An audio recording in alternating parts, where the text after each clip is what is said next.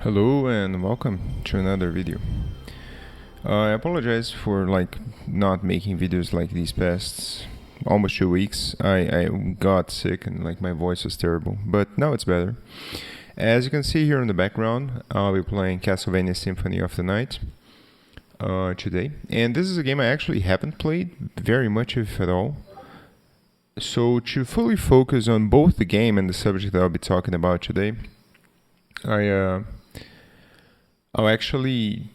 have played this footage that you're seeing right now ahead of time, so I could really focus on the game. And then now I'm recording the voiceover with a different subject, and so as per usual, the game is just a background for you to see or not if you're listening to this as if it were a podcast or something. And I'll keep on playing Castlevania Symphony of the Night as we move forward. Maybe it won't be the game featured in all future videos, but I'll play it offline, and then I'm thinking about doing a review after I'm done with the game, because so far it's been really cool. Like some differences between my favorite Castlevania games, especially the NES, the first one, and Round of Blood. Those are the two I like the most, but yeah, it's a bit different, so I'm still making up my mind about it. But now let's get into the proper subject of today's video, which is basically just a mind dump of remembering how life was before we really had internet everywhere. And what sparked this to me is just, I generally watch a couple YouTube videos before I go to bed every day. And ranging subjects from either news or retro gaming, or sometimes movies or series, but just the general ballpark of stuff that I watch. And there's some very frequent negative videos on social media and stuff that has been happening in the world and really takes our mind out of it. And I saw this Asmongold video on an article which was the attention span of everyone was dwindling, and the likelihood that gamers would enjoy playing strategy games had decreased massively in the past 9 years, I believe. And I watched that, and that got me thinking. I was like, yeah, really, it is interesting, because today you sit down on the PC to work, or you pick up your phone if you receive a message or something, and there's so much stuff that's happening all the time. Let's say my phone, it rings right now, someone sends me a message, I'll pick up, I'll look at WhatsApp, there's a message, fine. Then maybe there's another message in WhatsApp, I'll back out, look at that one as well.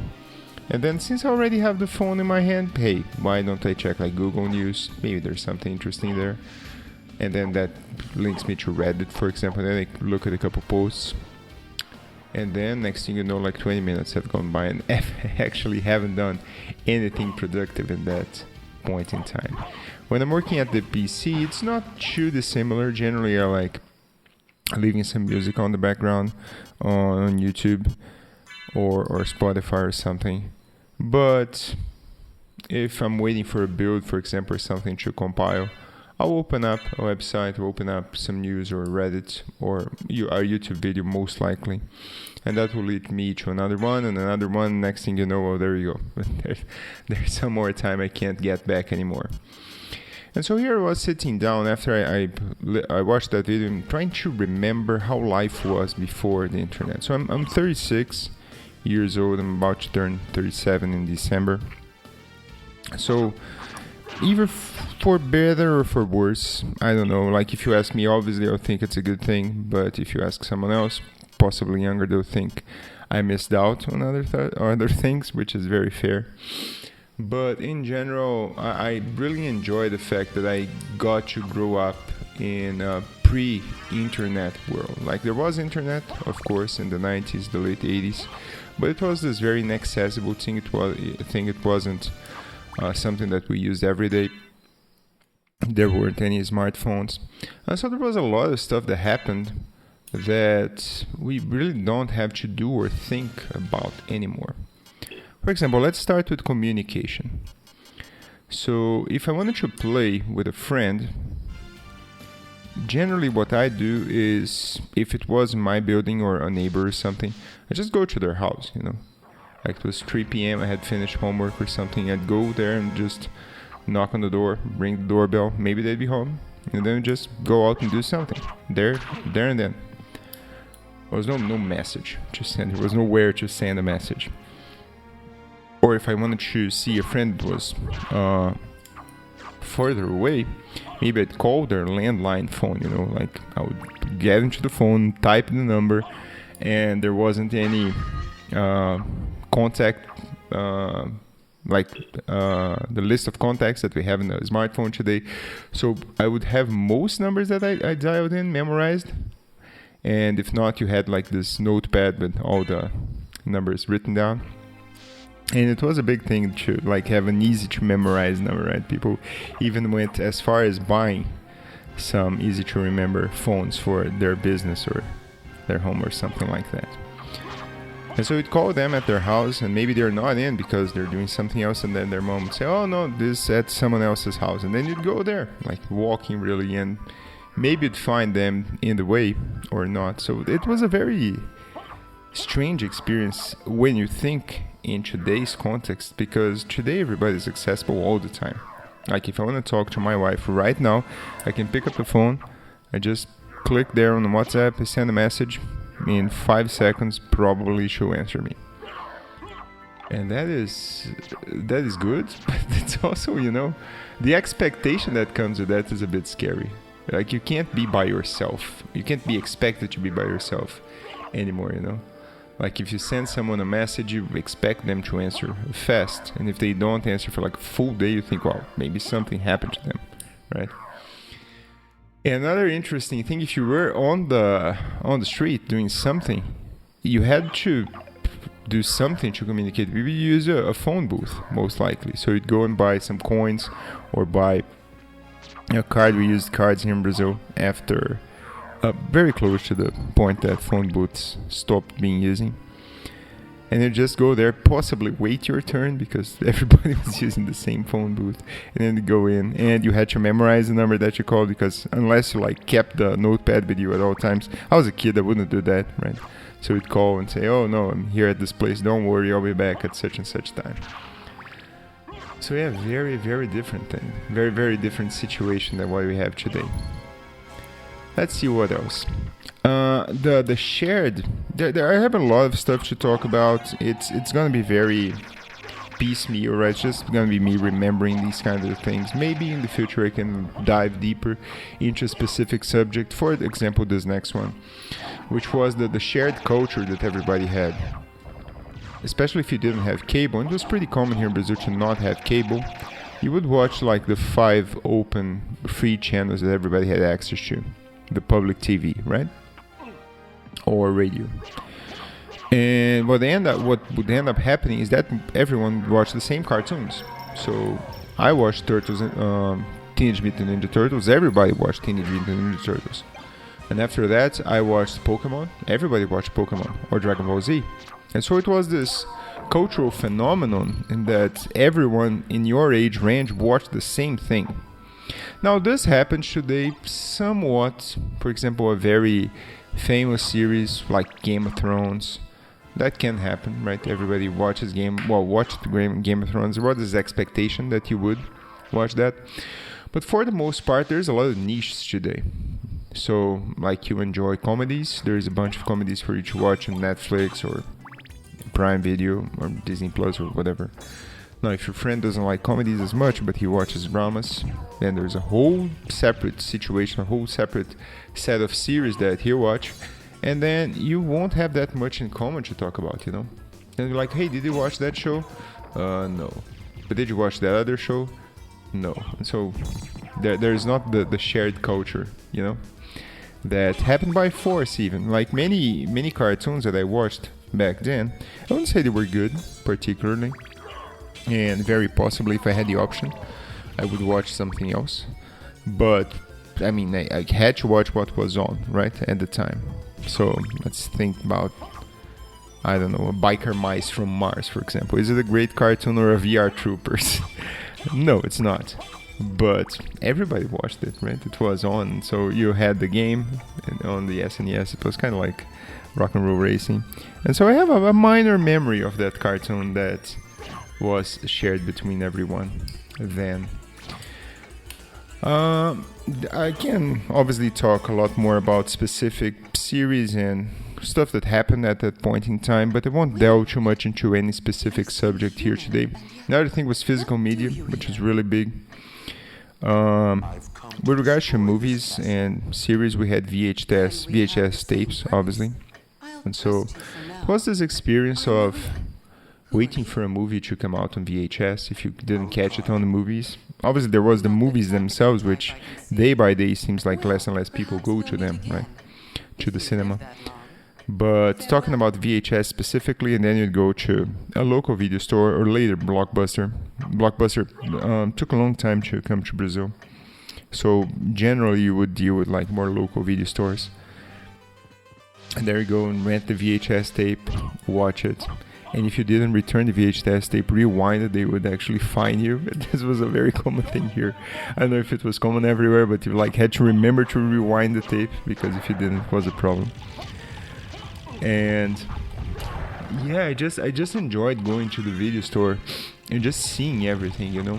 It's kind of like in Netflix today, like you go to Netflix and there's that huge homepage with everything that's available for you to watch, and then you're just going through and browsing.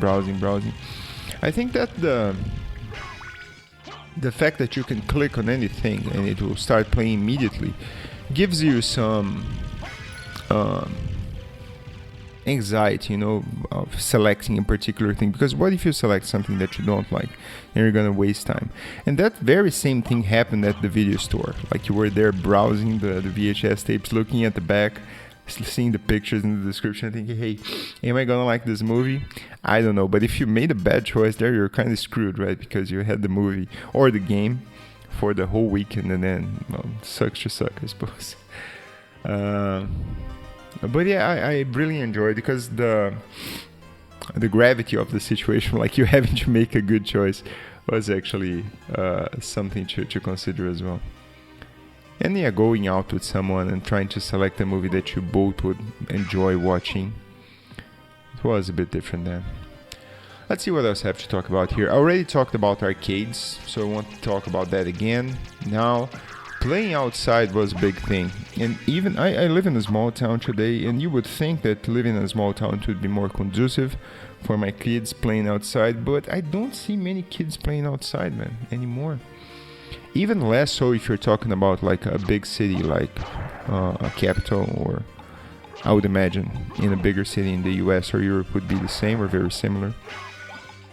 Seems like kids don't leave the house that much today, you know. It's kind of strange. So if I want my kid to have a play date with a friend or something, I have to actually go there and talk to the parents and get the kid to my house, and then they play together inside, or maybe we go somewhere and it's over, and then I take him back. And before, man, like I would just leave the house, you know. I have great memories of just saying bye to my parents, leaving after lunch, like 2 p.m. or something, meeting with like a friend or some of my best friends that live down the street. We just do whatever, just play soccer, and then fly a kite, and then run around and go to someone's house and play some video games, and then get out of there and, I don't know, go climb some tree or some such.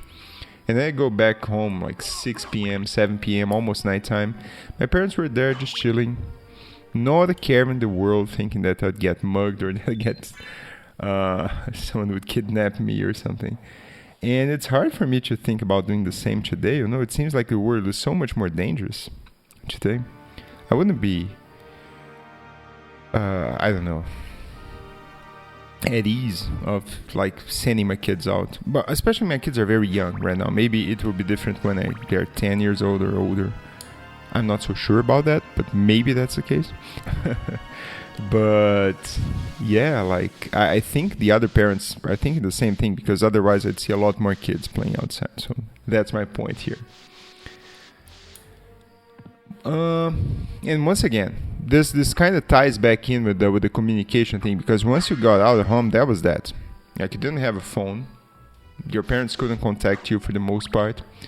And so it was on the hopes and dreams that you would just call back if something bad happened, or ultimately nothing actually bad would happen to you or your friends. So it was a very different time. And I would imagine something bad probably happened to someone, which obviously is not a good thing, but I mean, people were more, I don't know, were more comfortable taking their chances, I suppose, than we are today, overall. Let's see what else I have noted down here. Learning was very interesting as well, and I think learning, in my opinion, is something that definitely improved, for sure. Like, I won't be nostalgic to the point of saying, oh, like having to go to the library to find a book was the bee's knees, man. Like, no, not gonna say that. So at my house we had that Encyclopedia Barça. There were others, right? The Britannica as well. Really depended. If you had even the funds to buy an encyclopedia so you could research for your homework, or if not, you'd have to actually go to the library or to school to research. And you had this like very segmented worldview that was presented on the encyclopedia. Just last year I went back to my hometown, and my mom still has the encyclopedia there. That's why I perused some pages, read a bit. And I mean, it's not wrong. The information that is there is correct for the most part. But obviously everything that you read has the perspective of the person that's writing, right? So you may obviously say that there is an inherent bias on everything that is present in everything that you read, and that's no different to an encyclopedia, right? And so I guess the breadth of stuff that you can get in contact with today is a lot higher, which can also be a bad thing, right? Because obviously you can get in contact with, I don't know, someone that's saying that the earth is flat, for example, and they're like, yeah, interesting idea, let's consider that. Probably something harder to happen in older times, because you were presented more curated information. So I mean, there's a difference, to be sure. In terms of navigation, also very interesting. I always liked using paper maps. I would go out with my father, and I'd sit on the side of the car, right, on the passenger seat. He'd just hand me the map and say, hey, we want to go this place, figure it out. And so I'd actually like flip the map around and figure out where we were and what turns we would take. Today, obviously, I know my father was very good. My father was an airline pilot, and so he had a very, very good sense of direction. Well, he has a very good sense of direction. He's still not dead, so let's not talk in the past tense. And so I guess for the most part it was just him teaching me of like liking maps and learning to navigate maps. And if I made a mistake, obviously he would correct me. But in general, I really liked using paper maps, so much so that today I'm not saying I don't use GPS, because I do, but I don't like the live navigation, you know? So like the person actually talking to you, hey, turn right here, turn left there. I highly dislike that. I like going to Google Maps, for example, typing the address I want, and then it plots the map for me. And then I just kind of try to memorize a part of the map and just go. And go off of memory, and then once I have run out of the stuff I memorize, I pick the phone back up and say, all right, now I have to do this, that, and that. Okay. And so I keep going. So it's kind of a paper map-like experience, but not really. And I understand that's not for everyone.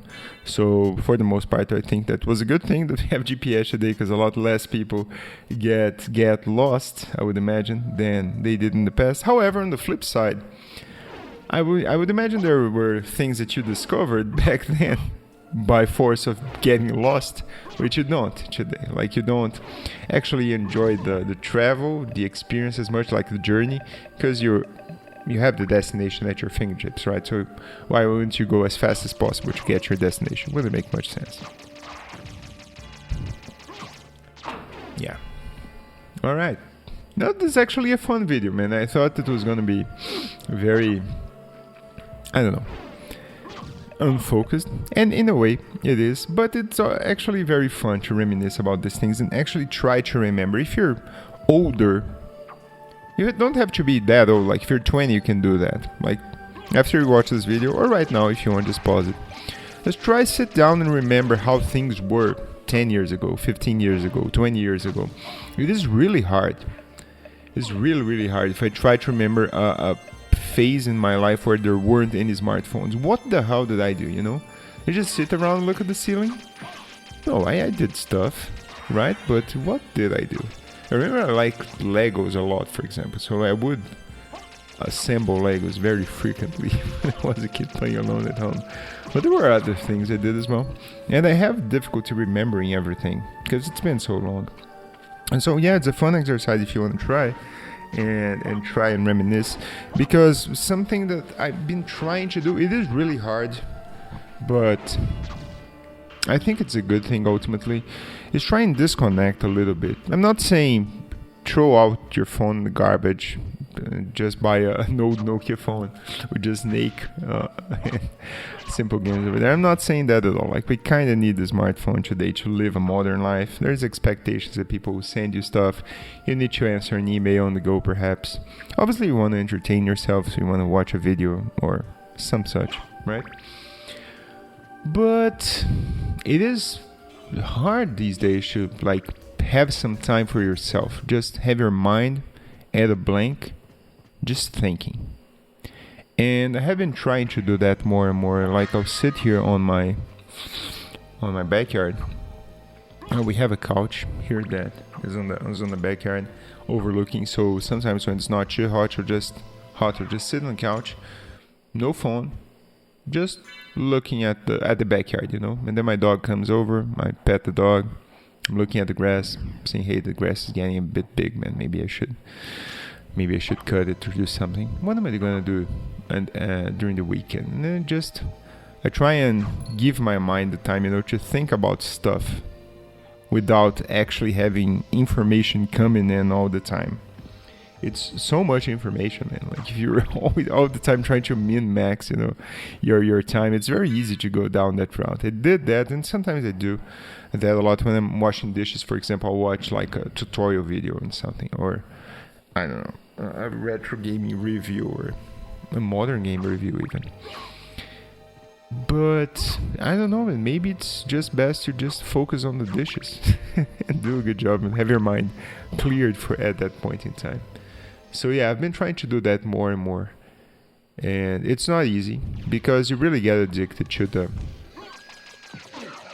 information flow. You know, it is bothersome for my brain to be stopped doing nothing at times. I'm like, something seems off, you know. I'm not reading any Reddit posts, I'm not watching any videos, I'm not listening to anything. Is everything all right? And you have to convince yourself that it is, you know. And the reason I'm making this video and trying to reminisce is like, there was a point in time for everyone that was the normal. That was the expected. You didn't have your phone to entertain you all the time, so you had to think of something, right? Yeah, let's go back to my notes here. Let's see, news and global events. So I have newspapers and magazines. That was a big one. I wasn't big on newspapers because obviously I was a kid back then. I do remember my father enjoyed newspapers a whole lot. I would read the sports sections and the comics, of course, but not much more than that. Now, video game magazines, of course, a very different situation, right? So I'd go to the newsstand and look at the gaming magazines and buy some every month. And yeah, I'll make a video on video game magazines for sure in the future. Like, I have a dump here that I found online of a specific gaming magazine we had here in Brazil, which is called Ação Games. I would like to cover Nintendo Power or the other American magazines, but I didn't have contact with them when I was young, so it would be kind of a distant memory to me because it's not a memory at all if you think about it. Now, this one is really cool, and I'll do something on that. And it was nice having the physical item in your hand, you know. I'm not a big fan of e-reading at all. Like, my wife has a Kindle. I just hate reading on the Kindle, man. It's not Amazon's fault. It's not. The device is perfectly good enough. It's just that, I don't know, man. I like touching the paper. It's something about it. It's hard. I don't print out much stuff. I work with code, right? I work with programming, so it wouldn't be very viable to print out code for review. So that's okay. But if I'm studying a new subject, especially something that is more dense, like I was reviewing some algorithm stuff the last year, I have the algorithms book here. It's by Corman, I believe. And I would actually get the book and read on the book, because obviously there's stuff online, there's a lot of it, and you can learn by videos as well. But I don't know, the thing about having the book is kind of, it draws your attention, and like you actually have to pay attention to the book and nothing else.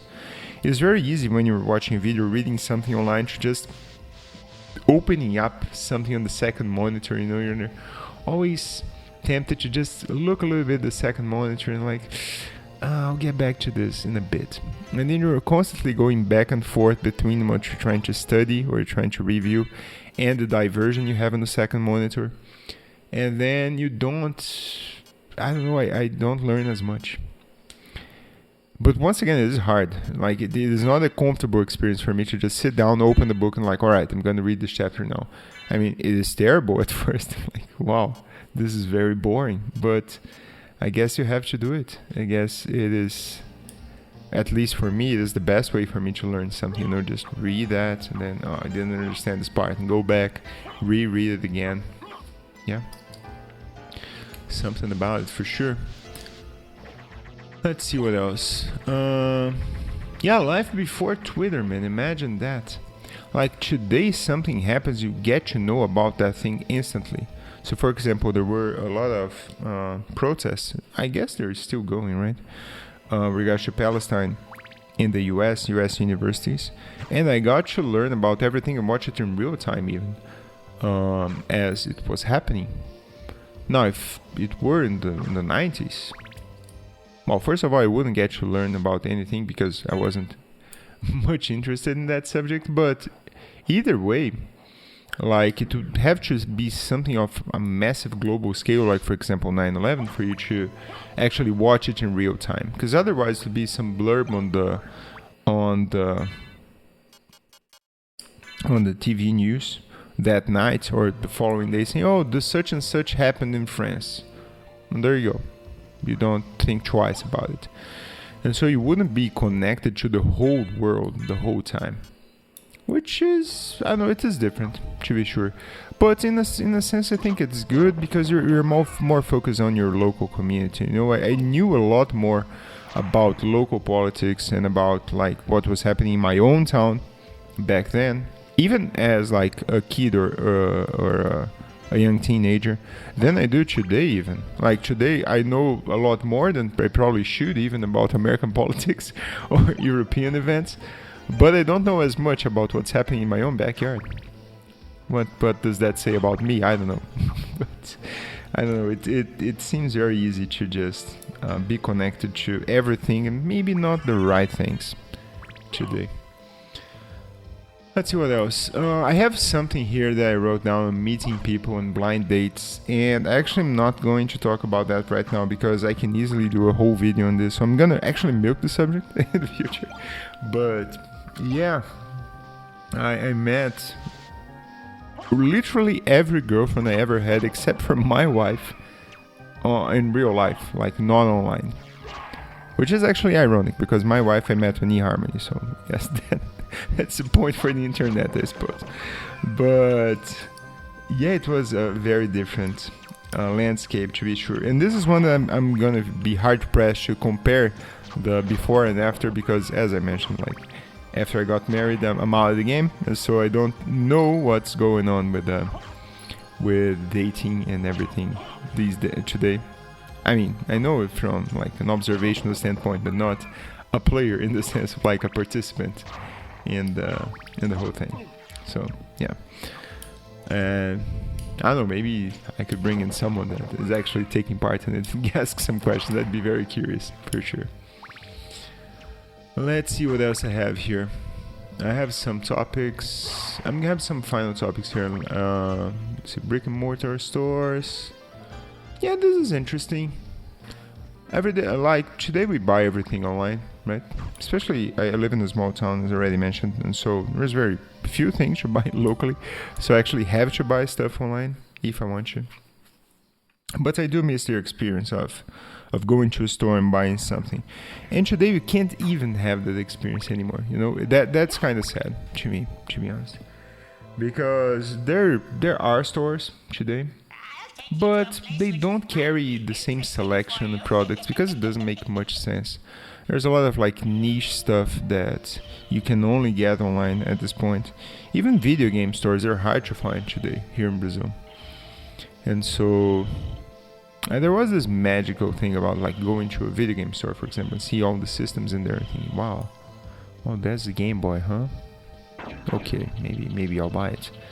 And then seeing other things like the PlayStation or Saturn or something, thinking, wow, this looks really cool, but it's really expensive, I can't buy it. But seeing the game playing on the demo screen, you know, of the store, it was an experience. I enjoyed like going to places and just seeing stuff, even if I wouldn't buy them. I mean, I didn't have money to buy them myself, so that was a non-starter at that point.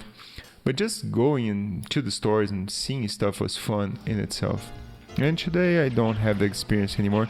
And even as an adult, when I go to the mall, like twice a year today, because I go to a bigger city for medical exams and all that. I mean, it's not the same thing. I don't know. There's a lot of cell phone stores today, I suppose. I look at the phones. All the phones seem the same to me, to be honest with you. And yeah, it's a different time. Let's see what else I've got here.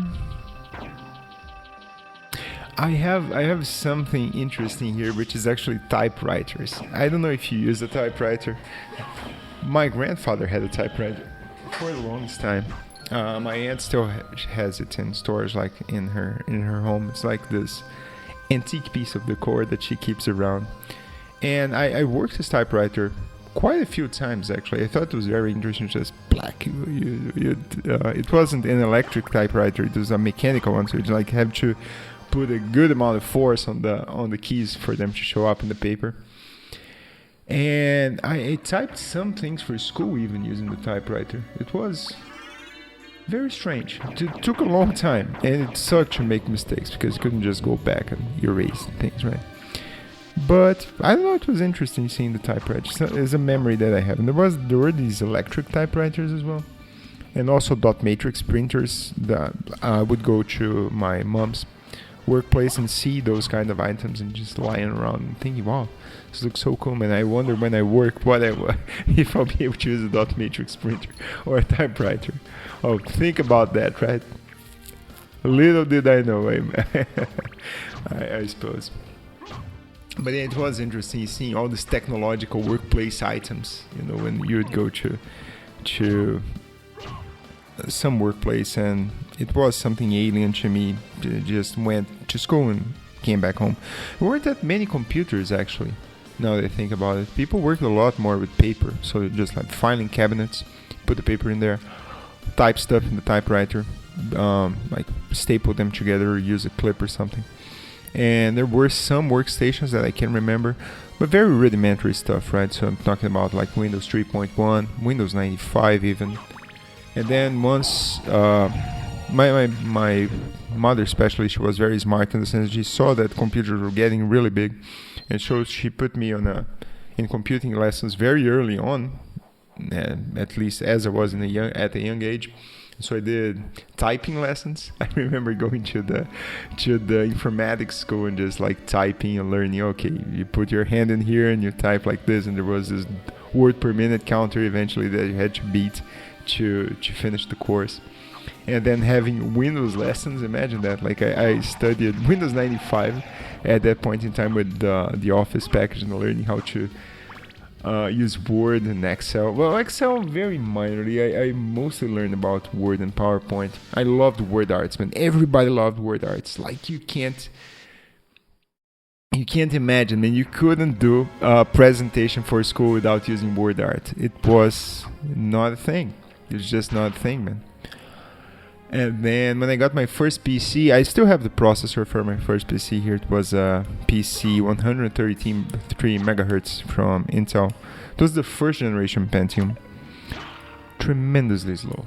I don't recall how much RAM I had, maybe 16 or 32 megabytes, something like that. It was a very modern PC if you follow other people that are older than me, and like they had 486s or 386s or even before then, like Commodores or MSXs or the like. I'm not that old. I'm a bit younger than that, so I even didn't have much contact with Windows 3.1, and didn't use floppy disks. I used the 3.5 inch, the ones that are actually not floppy. So I started with those diskettes. And yeah, it was very interesting. Imagine using your computer and not having internet. Like that was what, from 95 to 2000? It was 5 years of my life, and having a computer and not having internet. What the hell did I do in the computer, man? I don't know. I guess I did something, because I loved doing stuff in the computer. I already mentioned The Incredible Machine. There were other games I liked a lot. Was this game made of claymation? It was The Neighborhood, just by DreamWorks, I believe.